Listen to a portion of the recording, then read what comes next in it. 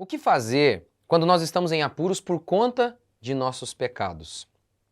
Ser sensível aos nossos pecados e se humilhar. Eu já falei um pouco disso ontem e vou me aprofundar um pouquinho aqui hoje. Bom dia, graça e paz do nosso Senhor Jesus Cristo. Vamos lá, nós estamos falando aqui do Salmo 25. E o Salmo 25 tem esse tema. Davi está enfrentando muitos inimigos, esses inimigos querem destruí-lo, e tudo leva a crer que ele está passando por isso por conta de seus pecados. Ele fala disso várias e várias vezes aqui. Verso 11, por exemplo, Senhor, por amor do teu nome, perdoa o meu pecado, pois ele é grande. Verso 16, olha para mim, tem misericórdia, pois estou desamparado e aflito. Atenta para minha dor e aflição, perdoa todos os meus pecados. Verso 18. Verso 19, olha para os meus inimigos, porque são muitos, me odeiam com ódio cruel, protege minha vida, enfim.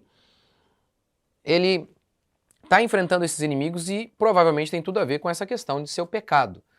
E aí, eu tenho falado sobre isso. O que devemos fazer quando nós estamos vivendo alguma circunstância por conta de nosso pecado? Ora, primeiro, ser sensível mesmo a isso, como eu falei um pouco sobre isso ontem. Como que o sofrimento, ele desperta a nossa consciência em relação aos nossos pecados? Por exemplo, aqui Davi, né, ele pede perdão até pelos pecados da mocidade, no verso 7. Não te lembres dos pecados da minha mocidade, nem das minhas transgressões. Então, naquela hora de angústia que ele está passando, até os pecados da mocidade ele lembra. E ele fala, Senhor, eu estou lembrando e peço que o Senhor não se lembre. Isso é muito interessante porque eu me lembro de um dia, não sei se já contei aqui, uma mulher, ela ameaçou de falar um monte de mentira sobre mim, e eu vou falar um monte de mentira sobre você, não sei o quê. E eu não sei porquê, me deu um estado de choque. Eu fiquei assim meio, né, sei lá, não sei explicar. E eu fiquei muito angustiado com aquela circunstância. E eu lembro que eu falei, puxa, isso aqui é Deus. Porque eu pensei, uma pessoa fala uma besteira dessa aí, é uma pessoa ímpia. As pessoas falam besteiras, não provam nada, e o povo acredita muitas vezes. E aí assim eu pensei, puxa, se não é Deus cuidando de nós estamos fritos. E logo eu pensei, poxa, será que eu estou passando isso por conta dos meus pecados? E é interessante isso porque eu lembrei dos meus pecados da minha mocidade também. Me lembrei imediatamente dos meus pais. E eu lembro de ter ido falar com eles, pedir perdão a eles, de tantas coisas. Então, quando nós enfrentamos algo, uma circunstância difícil, a primeira coisa que a gente precisa ter é um coração quebrantado. Um coração quebrantado. E os sofrimentos, eles nos despertam para essa consciência de pecado. Homens que vivem na bonança podem ser tentados a não verem os seus pecados, mesmo os pecados que eles acabaram de cometer. Agora, pessoas que estão sofrendo como Davi se lembram até dos pecados da mocidade. Por isso tem uma frase que diz assim, né? Quando os deuses querem nos punir, eles nos enviam 40 anos de prosperidade. É óbvio que nós não cremos em deuses, mas a ideia era essa, de que prosperidade constante é uma bênção. Não concordo plenamente com a frase, mas em essência ela tem um quê de verdade ali. A prosperidade ela vem de Deus, mas ela é uma bênção que pode se tornar uma maldição, de tal maneira que as pessoas se tornam insensíveis. Deus falou isso para o povo, quando vocês entrarem em Canaã e vocês prosperarem, não se esqueçam de mim. Porque no sofrimento a gente lembra.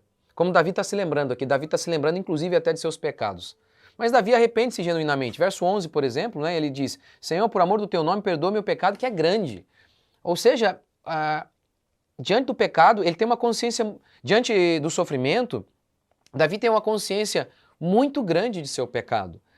Ora, você quer ver Deus abençoando o seu caminho? Como Davi está pedindo aqui, Deus me livra dos meus inimigos, abençoa, supre a minha casa, o meu trabalho. Confesse seu pecado como Davi. Mas não faça como Adão, não. É a mulher que tu me deste. Não faça como os homens costumam fazer.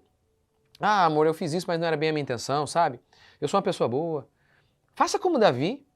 Oh, Deus, a minha iniquidade é grande. Eu acabei com a minha família. Eu fiz tudo errado. Eu não sou digno de coisa alguma. Mas tem compaixão de mim. Eu traí, eu menti, eu enganei, eu fui preguiçoso. Eu fui arrogante. Eu acabei com a minha vida. Faz assim. Há um Deus que habita no alto e sublime trono, diz a Escritura.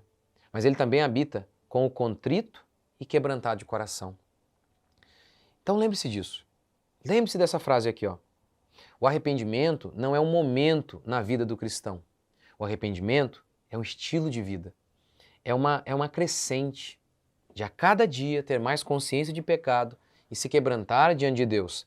É por isso que Paulo, quando ele se converte, ele se acha o máximo. Lembra que em Filipenses ele disse que ele era irrepreensível? Ora, ninguém era irrepreensível. Ele está dizendo que ele se achava irrepreensível como os fariseus eram. E ele era um fariseu. Ele se achava irrepreensível perante a lei. Lembra disso? Até que ele tem aquele encontro com Deus no caminho de Damasco, na estrada para Damasco. E no final da vida, lembra como que Paulo termina? Ele começa a vida cristã, né? Ele está ali achando que é o máximo. Ele cai do cavalo e começa nessa crescente para baixo, de joelhos. E lembra como ele termina? Fiel é a palavra e digna de toda aceitação que Cristo Jesus veio ao mundo salvar os pecadores, dos quais eu sou, não era, dos quais eu sou o principal dos pecadores. Essa é a nossa vida. Ter consciência de pecado, nos quebrantarmos a cada dia. O seu problema no casamento se chama pecado. É o seu egoísmo, é a sua preguiça, é a sua arrogância. É isso.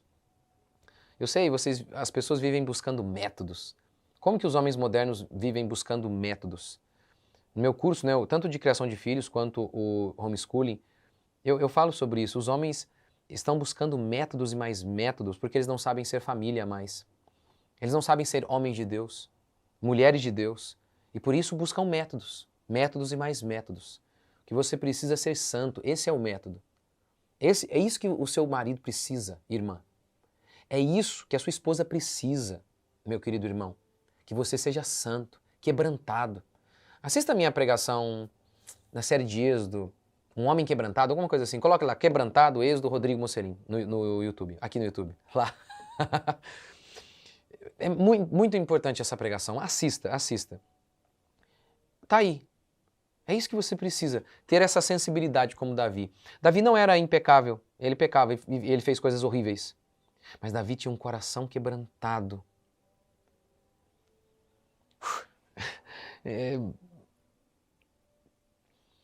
Lembra quando Natan vem e aponta para Davi e diz, Davi, você é pecador? Lembra? Davi havia adulterado, ele pensou que ninguém sabia. E então, Deus revela a Natan, Natan vem e fala assim para Davi, Davi, havia um homem que possuía várias ovelhas, muitas ovelhas, muitas. Ele era rico. Mas um dia ele quis fazer uma festa, sabe o que ele fez? Ele pegou a única ovelha que o seu vizinho pobre possuía e fez um churrasco com a ovelha do seu vizinho pobre. O que você acha disso, Davi? Diz o texto bíblico que o grande rei Davi nem assim conseguiu notar ainda que era dele que Natan estava falando. O pecado faz isso. Cega até o homem segundo o coração de Deus. Torna até o homem segundo o coração de Deus insensível. Davi, então, diz, tal homem merece morrer. Natan pega o seu dedo e diz, tu é o homem. E Davi entra em profunda convicção de pecado. Por isso ele era o homem segundo o coração de Deus. Porque ele tinha um coração quebrantado para se humilhar diante de Deus. Tenha um coração quebrantado. Aqui o salmista, acho que eu vou falar disso amanhã. Acho que eu vou falar disso amanhã. Salmo 25, né? Ó, verso 12. Quem é o homem que teme ao Senhor? O Senhor lhe ensinará o caminho que deve escolher. Tá vendo? Aquele que teme ao Senhor, Deus vai guiá-lo. Tem um outro versículo aqui, que se eu não me engano, que diz que a misericórdia e a bondade vai seguir aqueles que temem ao Senhor. Enfim. Você quer ter um caminho abençoado? Então, arrependa-se de seus pecados todos os dias e busque a santidade todo dia. Vamos orar? Senhor Deus e Pai, te agradecemos por mais um dia, bendizemos o teu santo nome e oramos que o Senhor nos dê graça para mais um dia.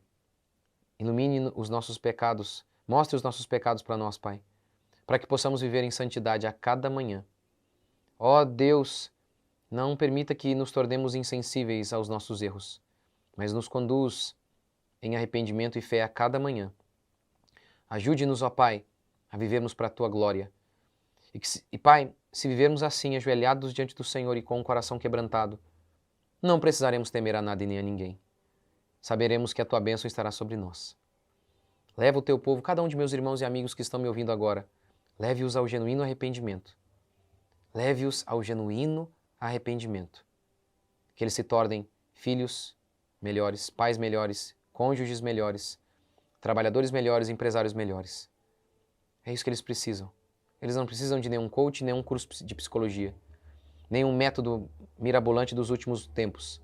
O que eles precisam é ser homens e mulheres de Deus. É por isso que eu oro, em nome de Jesus. Amém? Que Deus abençoe vocês. Até amanhã.